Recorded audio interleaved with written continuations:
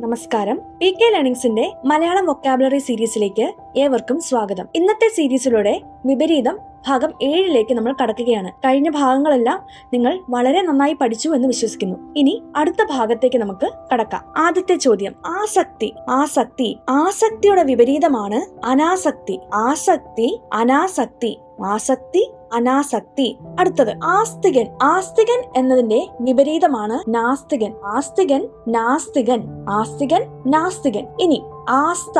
ആസ്ത എന്ന വാക്കിന്റെ വിപരീതമാണ് അനാസ്ത. ആസ്ത അനാസ്ത ആസ്ത അനാസ്ത. ഇനി ഇമ്പമാണെങ്കിലോ? ഇമ്പം എന്ന വാക്കിന്റെ വിപരീതമാണ് തുമ്പം. ഇമ്പം തുമ്പം. ഇമ്പം എന്ന വാക്കിന്റെ വിപരീതമാണ് തുമ്പം. ഇമ്പം തുമ്പം. ഇനി ഇഹമാണെങ്കിലോ? ഇഹം എന്ന വാക്കിന്റെ വിപരീതമാണ് പരം. ഇഹം പരം. ഇഹം പരം. അടുത്ത ചോദ്യം, ഈദൃശം എന്ന വാക്കിന്റെ വിപരീതം. ഈദൃശം എന്ന വാക്കിന്റെ വിപരീതം എന്താണ്? താദൃശം.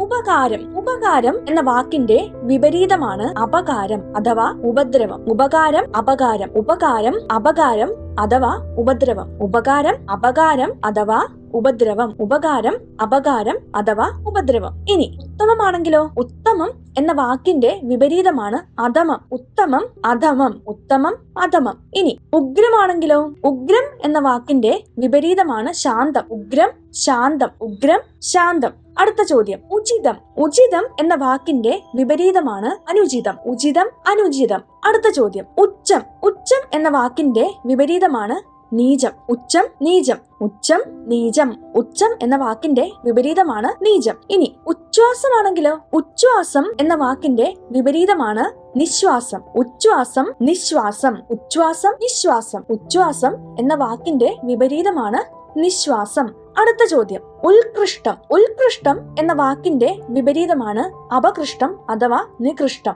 ഉത്കൃഷ്ടം അപകൃഷ്ടം അഥവാ നികൃഷ്ടം. ഉത്കൃഷ്ടം എന്ന വാക്കിന്റെ വിപരീതമാണ് അപകൃഷ്ടം അഥവാ നികൃഷ്ടം. ഉത്കൃഷ്ടം അപകൃഷ്ടം അഥവാ നികൃഷ്ടം. അടുത്ത ചോദ്യം, ഉന്മീലനം. ഉന്മീലനം എന്ന വാക്കിന്റെ വിപരീതമാണ് നിമീലനം. ഉന്മീലനം നിമീലനം. ഉന്മീലനം നിമീലനം. ഉത്തരം എന്ന വാക്കിന്റെ വിപരീതം. ഉത്തരം എന്ന വാക്കിന്റെ വിപരീതം എന്താണ്? ദക്ഷിണം. ഉത്തരം എന്ന വാക്കിന്റെ വിപരീതമാണ് ദക്ഷിണം.